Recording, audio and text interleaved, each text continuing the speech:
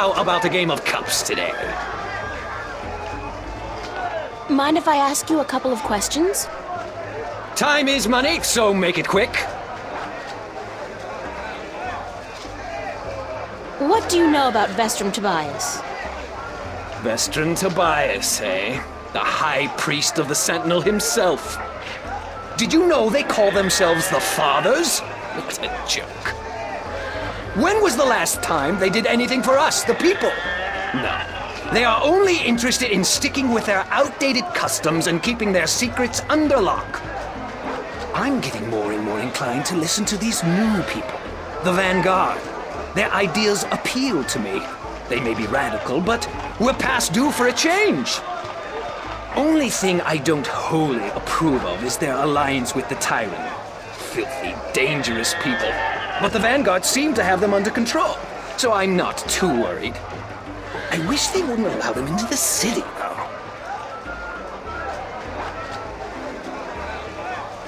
How do you get along with your neighbor? The maps merchant? We've faced each other for 6 years now, every single day, and he never speaks a word to me except to insult me. Nose high in the sky, calls me a charlatan, as if he's the guardian himself. You know, good oversized bag of wind? Thanks. Now, how about a game of cups?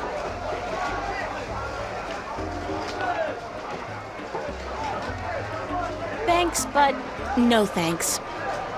Suit yourself, but that attitude will never bring coin to your pocket.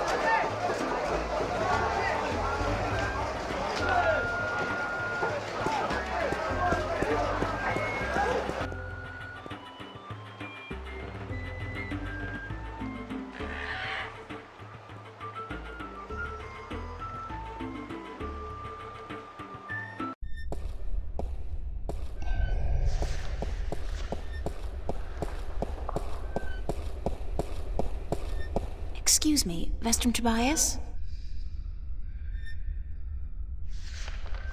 Tobias. Just call me Tobias, please. I require no ceremony from a distinguished guest such as yourself. Did you enjoy the sights? I don't know. I'm overwhelmed. Walking around out there, seeing with my own 2 eyes things that can't possibly exist. I kept thinking, it's all a dream. I'll wake up at any moment now and everything will return to normal. But then I realized, I'm still here. It's real. I can touch it. I can smell it. And you know what? It doesn't make sense. Nothing makes sense here. Magic, alien creatures, parallel worlds. I don't believe in those things. I don't believe in fairy tales. In your world, in Stark, there is no room for magic. That is, and always has been, the curse of science, the fallibility of logic and order. They leave no room for the imagination. If it does not fit into the narrow perception of the laws of nature that your world adheres to, it's a fairy tale. But then, magic has its downsides too. It's unpredictable. It invites chaos. It puts the balance in peril in a way that science alone never could. I keep hearing about the balance and about Stark and Arcadia and... This is probably going to sound strange to you, but I'm clueless. I have no idea what this place is or what I'm doing here or... All I know is that something strange is happening in my world, I guess. I had dreams, and the dreams felt so real, and then things started happening in real life too. Things that couldn't happen, and I think I will begin at the very beginning. I believe that is why you were sent here, to learn, to understand, to see for yourself.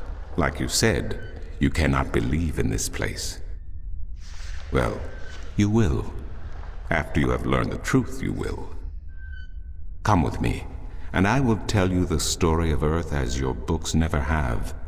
And when your eyes and ears are open to the truth, perhaps your mind will follow. We can only hope. Come.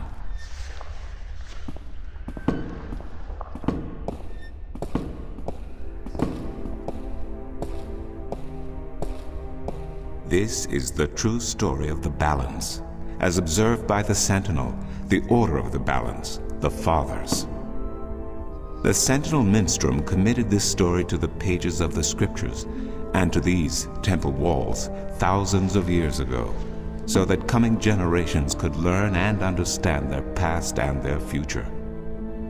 The wall paintings we are looking at became known as the murals of the balance, and it is through these images that I will recount our common history to you, April Ryan. The story begins and ends here, with this mural. Ages ago and in ages to come, the earth was one, and magic and science existed side by side in nature and in all people. There was balance, and there was harmony. You're saying there was just one world then? One world, one earth. Magic and science in balance with each other, within each and every living creature. The power to make the stars dance and to create life itself was within our grasp.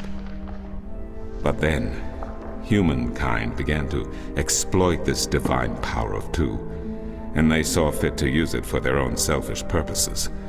The balance of the cosmos was in peril.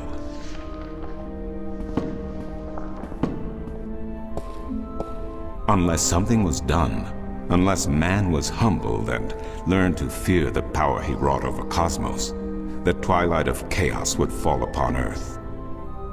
It had happened before, in distant times and on distant worlds, and it would happen again.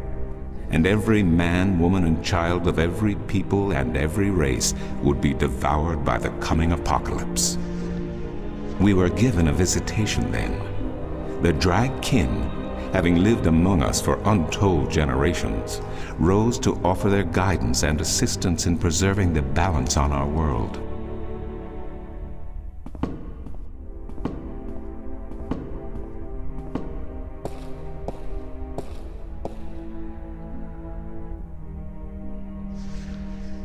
The Drag? I think I've heard that name before. Dragkin, Draken, Dragons, whichever name they go by, they remain the eternal servants and custodians of the balance. There were 4 of them here on Earth, and of the 4, one who would found the Order of the Balance, the Sentinel. The first Minstrum were instructed that magic and science would have to be separated before the balance collapsed and brought untold disaster. Earth would have to be split in 2 equal parts. Arcadia and Stark, magic and science, chaos and order. The first Sentinel were counted 13, 6 scientists, 6 magicians, and one who was between, the Dragkin, our mentor, our custodian, our learned guide. Both magic and science were needed to perform this most difficult of tasks, to split a world in 2, to create 2 worlds from one. Wasn't the use of that kind of power dangerous to the balance? Yes, and so for this purpose, they built a tower to channel their powers and focus them on the divide that they would create. The kin had brought a disc with them, a disc forged in the fire of their world. Placed at the base of the tower and the epicenter of the divide, the disc and the tower would become one, a conduit for the flow of magic and science. At the appointed hour, the 13 came to the tower, and with them a woman whose destiny was decided by the purpose to which she had been born. She would be the first guardian, the human protector of the balance, who would stay in the tower for 1,000 years to watch over the 2 worlds and to ensure that the flows of magic and science were always equal. And so the ritual began.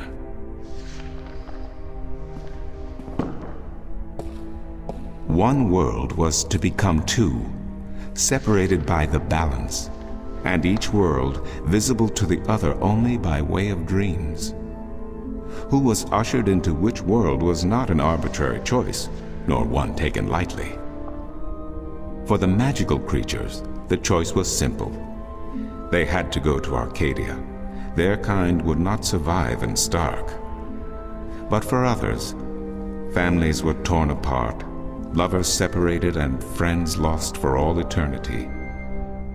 Encircled by the 12 and the One who would be Guardian, the disk at the base of the tower began to spin faster and faster as more and more power flowed through it, until it was a blur. Darkness enveloped the tower, but the disk glowed brighter and brighter. Reality turned, and in one moment, a new reality had been created and 2 new worlds born. In the tower there was silence. The original disk had disappeared, and in its place was a smaller counterpart, a similar yet different disk. Around and outside the tower the world looked different. They were now between Stark and Arcadia, between reality and dream. This was the realm of the Balance and of the Guardian, and it would be her home for the next 1,000 years. The one who was kin picked up the disk and said, "This disk is a counterpart to the original disk, which has now become this realm, and the key to which has been split and divided in 4. The key is the disk, and the disk is this realm." This mystified the 12, and the one who was kin continued, "Know only this. The Guardian's realm cannot be broken unless the disk is broken. But nor can it be repaired without the disk being repaired. The 4 pieces, that is the key, will be given to the 6 of you who are to be taken to Arcadia for safekeeping. Yet the key will never be complete," he went on, "without the precious stones that adorn each piece.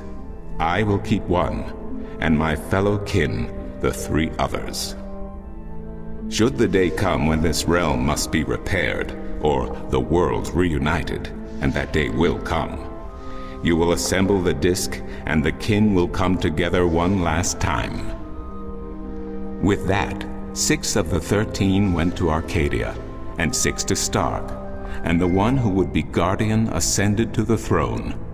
Witness the mural, where her dreams and hopes, her very soul, were locked away in the disk. In service of the Balance, these traits were nothing but barriers. Through new eyes, the imbalance between the worlds was as clear as the stars themselves to the Guardian, and with one thought, she channeled chaos from Arcadia and logic from Stark into the disk, and redistributed the power wherever it was needed. A new era had begun, the era of the Guardian. After they left the tower, 2 of the Drakkin went to Stark, the other 2 to Arcadia. The 6 who came to each world started what is now known as the Sentinel, the Order of the Balance. But while in Arcadia the Sentinel thrived, in Stark they did not. In Stark, the memories of magic and the Balance could not survive in the face of the new reality of natural laws, of logic, and of science. And soon, very soon, Arcadia became nothing more than legend, a myth, tales of fairies to recount to impressionable children, and stories to frighten and entertain around a fire. And while dreams still brought sights and sounds of Arcadia to those asleep in Stark, they were discounted as mere dreams and nothing more. So that's it? We forgot about our past and about Arcadia? And that's the way things are? Then what's wrong with that? And why does magic from Arcadia seem to have begun leaking through to Stark? That is another long story. But I can tell that you are tired of stories, and so I shall be brief. As I told you, while in Arcadia, the Sentinel grew in numbers and in strength. In Stark, while flourishing for a brief time, they were soon diminished and powerless. Some of the Stark Sentinel did not take kindly to this, and they berated the Arcadian Sentinel for their politics and teachings. The Stark Sentinel wanted people to work towards reunification, while their brothers did not. So the inevitable soon came to pass, and the Stark Sentinel parted ways with their Arcadian brothers and named themselves the Vanguard. And while at first their philosophy was not so different from ours, over the years it changed radically. The Vanguard wanted the divide torn down, the worlds reunited, and the return to what they called the Glorious Ages, when humankind could control the forces of cosmos. But first they needed their own servant in charge of the balance, their own guardian. Now, every 1,000 years, a new guardian took the place of the old one, because no one can be separated from their souls for any longer than 1,000 years. Every 1,000 years, a new guardian was born. The balance provided the seed from which a new fruit grew. But now, it has been 200 years since the previous guardian, the 12th guardian, was to be replaced. Every new child born to the balance has been taken away by the Vanguard to be studied in an attempt to control them. In every instance so far they have failed. But the 12th guardian could wait no longer. Only a short time ago the disk in the tower shattered, and the guardian left his throne. The balance is now untended, and we have yet to find a new guardian. Unless we do so, the Vanguard may get their chance. And they may be able to place their own puppet on the throne, to rule the balance according to their principles. And this we cannot allow. It will mean the end of Stark and Arcadia, and the dawn of an era of chaos. Now do you see? I understand the history. I can even accept it. But I don't understand why I'm here and what Cortez wants with me. The balance is in peril, April. The Guardian has abandoned his tower. He has disappeared, and there is no one to take his place. He must be reinstated to protect the balance until a new Guardian may be found. And what can I do? I'm nobody. I've just been having a lot of bad dreams. You are a strong shifter. I have not seen your like in my lifetime. A shifter? Someone capable of opening doors between worlds. A shift. A portal between the realms of Stark and Arcadia. Are you kidding? I didn't do anything. Cortez was the one who opened the shift, and he just waved his hands around in the air. I don't think I'd be capable of opening a portal even if I had a magic wand. Only a shifter's own power can allow her to travel. No one else can do this for her. Cortez only channeled your power to aid you. He would not be able to step through the shift himself. Even if that's true, I don't have any control over my talent. Not yet. But in time you will.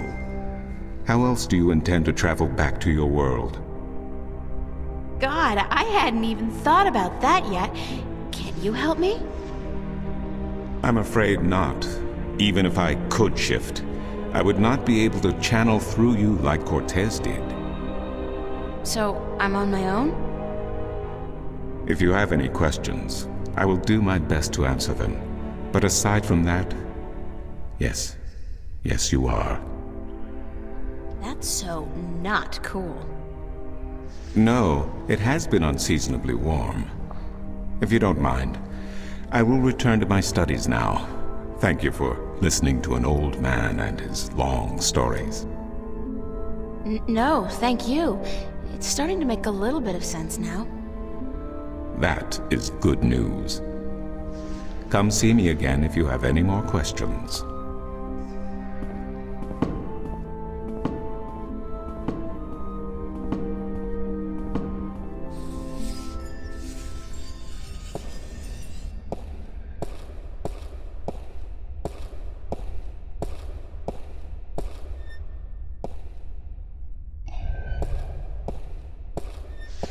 Excuse me.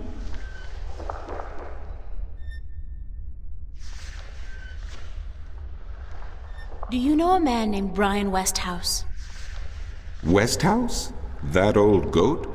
Yes, unfortunately. What would you with him? I need to find him. I do not know where he lives. I hear somewhere on the outskirts of the city by the sea, but I cannot tell you any more than that. Who'd know about Westhouse? His whereabouts? I do not understand what you would with him. He is rude, uncultured, and ignorant. Cortez told me to look him up. Well, I do not know where he lives or frequents, but someone at the market may. He trades merchandise there, and I think he collects maps of the Northlands.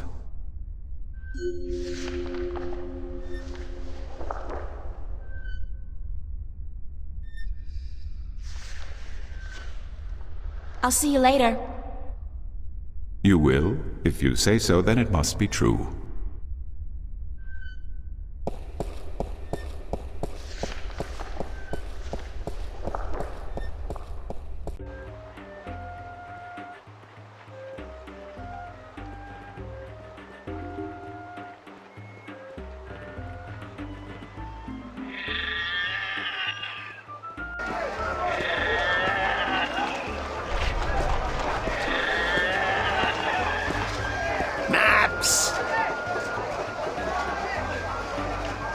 I'm looking for Brian Westhouse. Briar west of house? It's not on any of my maps, and I've never heard of it. Maps! It's a man, not a place, Mr. Brian Westhouse. I would most certainly remember a name as queer as that, and I don't. Get your maps while they're fresh. Mind if I ask you a couple of questions? Yes, maps! Thanks for your help. Maps! Bye. Maps! Get your fresh maps here. Buy two, get the second one half price.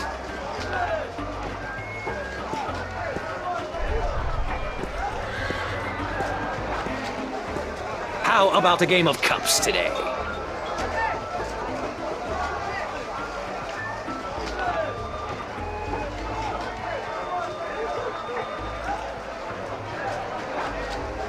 Sorry, but I'm broke.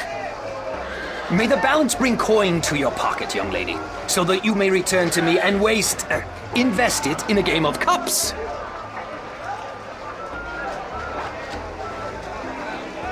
It's a talking bird.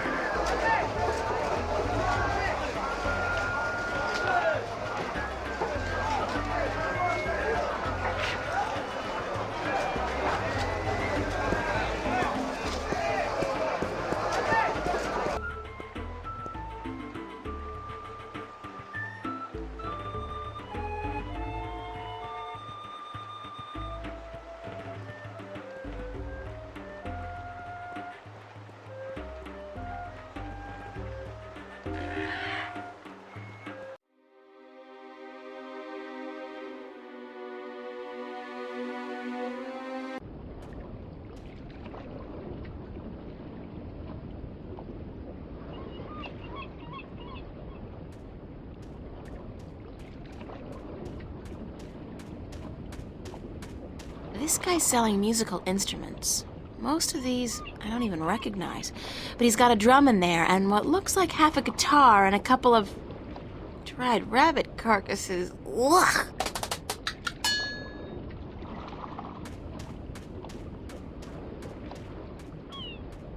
This lady's selling fresh fish. I've never seen fish like this before. But if it's wet and has fins, fish it is.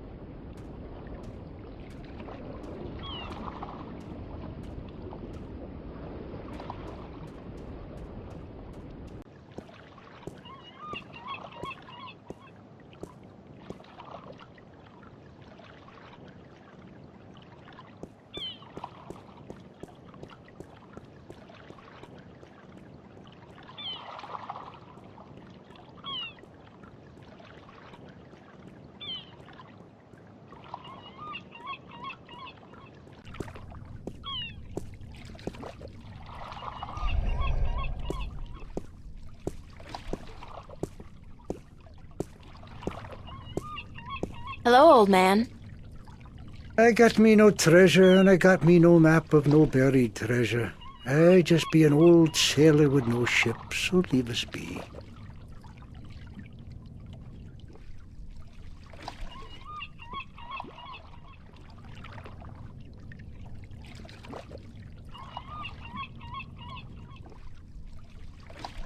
I'd better get going.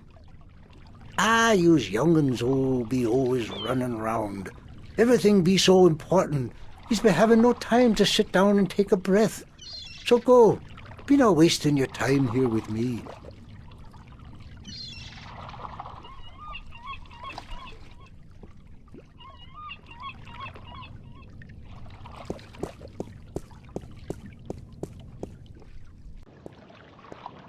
It's a lighthouse, much like the ones we have at home, except this one, of course, burns a blue fire.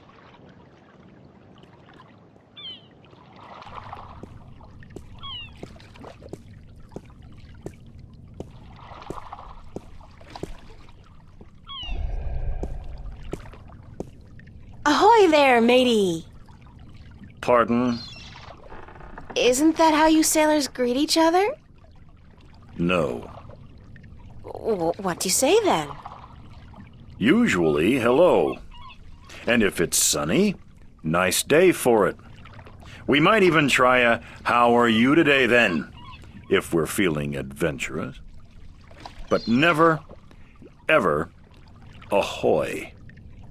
This is valuable information. Aye, matey, that it be. Why aren't you out at sea? Do you see the sail on that barge over there? Yes? Is it flapping? What? Is it flapping? Is the sail flapping in the wind? No. And why is that then? Because it's not windy? Exactly. Well, can't you just use oars or something? Oh, what an excellent idea. Now, why didn't we think of that? Of course. Oars! By Jaw's stunted left arm, that's it. Why have we been moored to the dock for a month with our merchandise dropping in value when we could have just rowed our way to Guienne? Are you being sarcastic? Sarcastic? Me? What in Jaw's name makes you think that? How long's it been since the last wind? Near a month. Ever since that accursed alchemist put some kind of spell on the wind. The Mojal be cursed if I know why. But it's a bloody catastrophe. I've sent some good people of mine up north to deal with him. But not one has returned. Now the Areed High Council speak of sending an entire army platoon to sort him out. But I'm afraid that just might piss him off.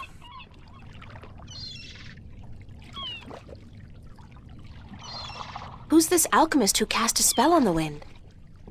I believe his name is Clax. Roper Clax. Lives in a bloody rock somewhere up north, beyond Riverwood. Thanks for the chat. Aye. Assorted cargo.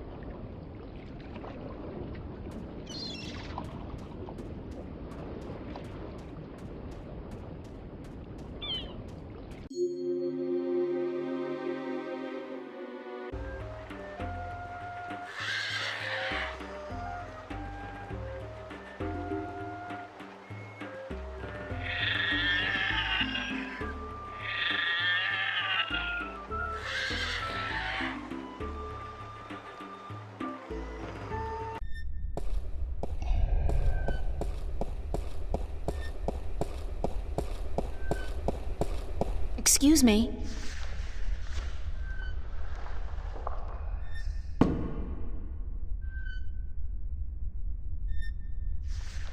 Who did you say I should see about Westhouse? The map merchant at the market may know. There is one thing I must tell you, however. Few would know Westhouse by his real name. In the city, he is known as the Rolling Man because of his strange two-wheeled vehicle. A most dreadful and dangerous contraption if I ever saw one. A bicycle? Perhaps. It has a grotesque appearance, much like the Westhouse himself.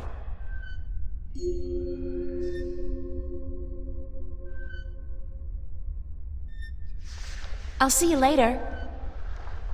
You keep telling me so, and I do believe you.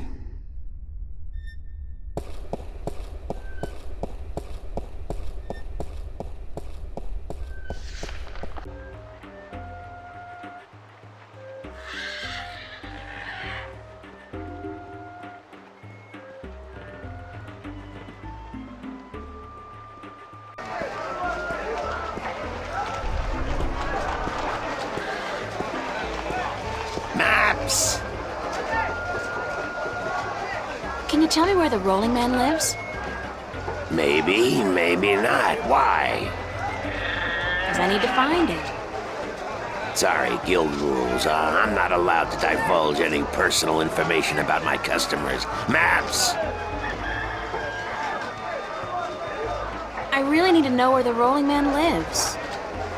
Sorry, can't do. Please? Pretty please? No, no, no, young lady. Don't give me that doe-eyed look. Don't. Blasted be the balance. You're giving me that doe-eyed look, aren't you? I still can't tell you, though. I got maps. Please tell me where the Rolling Man lives. No, can't do, miss. I can't divulge personal information about my customers.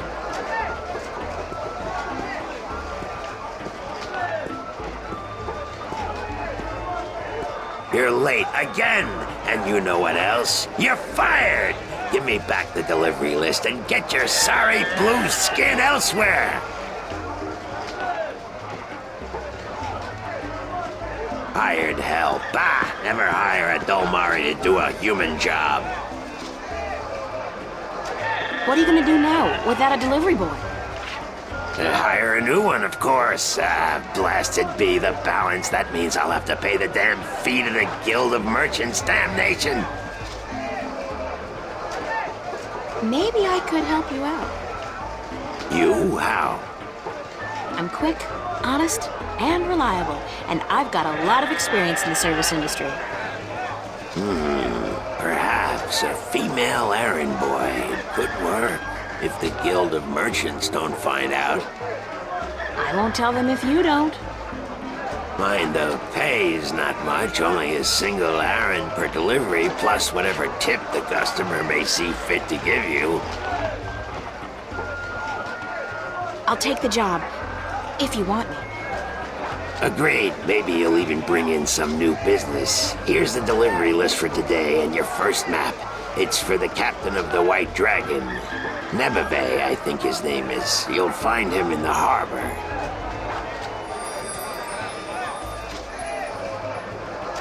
Oh, and remember to have the customer sign the delivery list. The guild are sticklers for protocol. No signature, no money, no new jobs. Bye now. Maps, fresh, detailed, life-saving maps. It's a map of the Sea of Songs. I was told to deliver it to Captain Horatio Nebevin.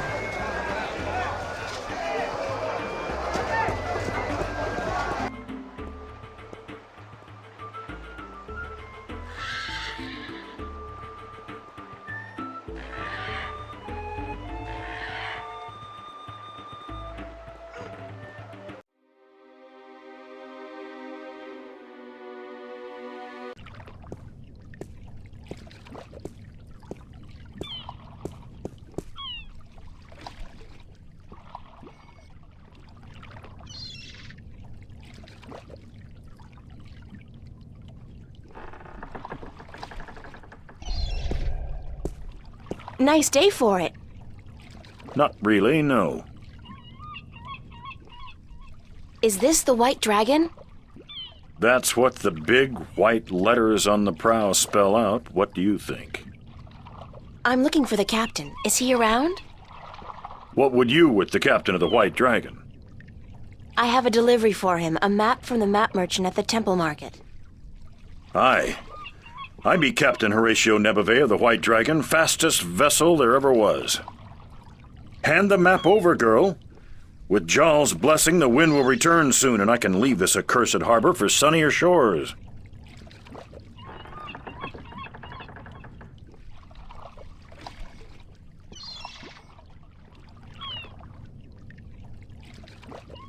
Thank you.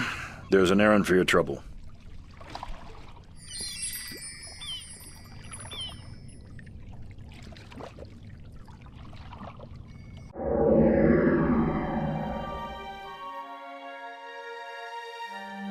One map of the Sea of Songs to Captain Horatio Nebuve of the White Dragon.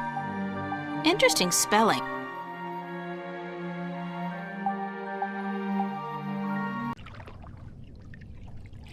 How are you today, then? Like you care. Bye.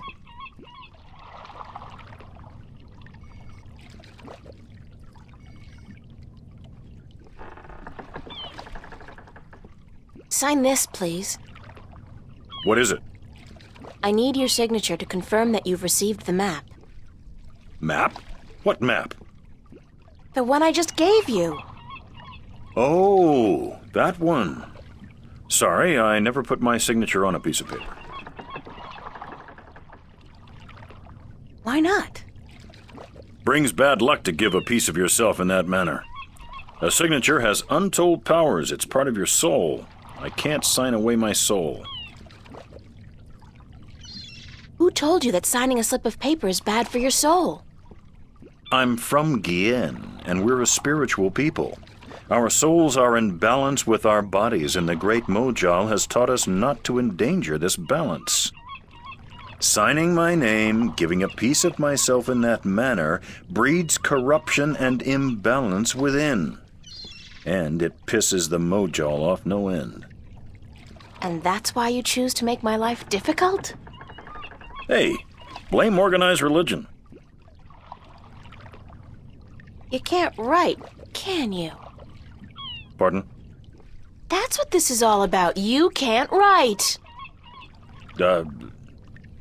So what? So what if I can't write? So what if I was born at sea and never spent more than a month ashore ever since? I still won't sign your accursed paper, by Jal. Look, all you have to do is sign an X next to your name on the list. You can't trick the great Mojal. The Mojal's untrickable. That's not trickery. It's legally binding. I said no. Is there anything I can do to get you to sign? No. Well, yes. But no. Look, Captain, I'm desperate here. I really, really need some kind of signature. Well, there's always music. What's music got to do with you signing my list? Nothing. But it distracts the Mojal. What are you talking about? Why would you need to distract the Mojal? I can't sign when there's a chance the Mojal is watching. Music distracts the Mojal. Ergo, I can sign. But doesn't that mean the Mojal is always distracted? I mean, there's always music somewhere in the world. The Mojal has an eye and an ear for every acolyte, and straying from the path can bring great wrath upon us. Granted, I know very little of the Mojal, but seriously, maybe you should look into alternative religions? Blasphemy! Besides, I only have to visit the temple once every 2 years, and the membership fees are quite reasonable. So, if I play some music, you'll sign? Aye. I'll give you that much. I'll be back. I don't doubt it for a second.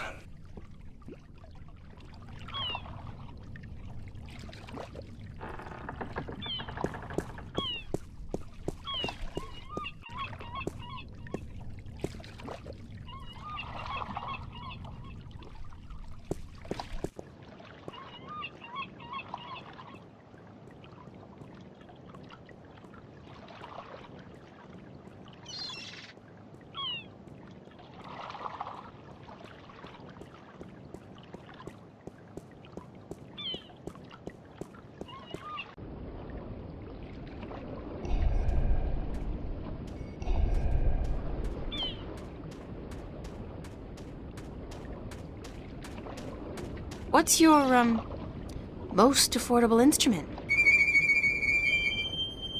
That's cute. The flute, right? And how much for the flute? I'm guessing that's 1 Aaron?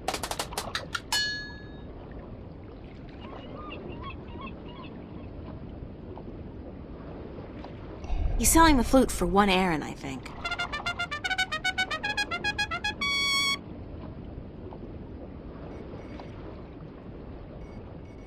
I'll have the flute.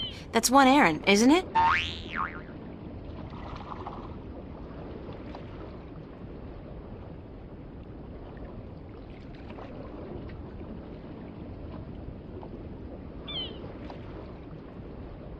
As luck would have it, I actually know how to play a flute. Not very well, but I'm sure the, Mojal won't mind.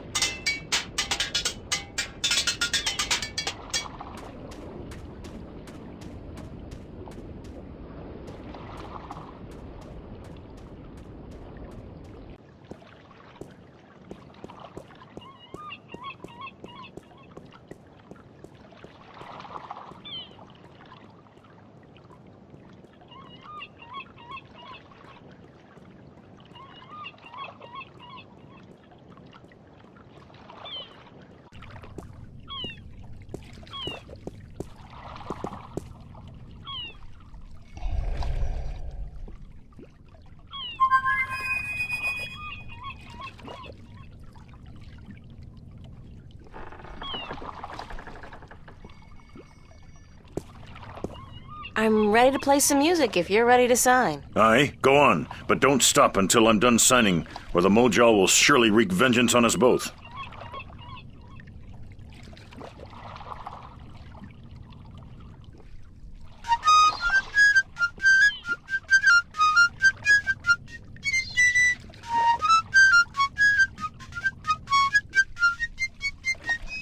Done. Here you go. And don't ever ask me to sign anything ever again. I can pretty much guarantee you that.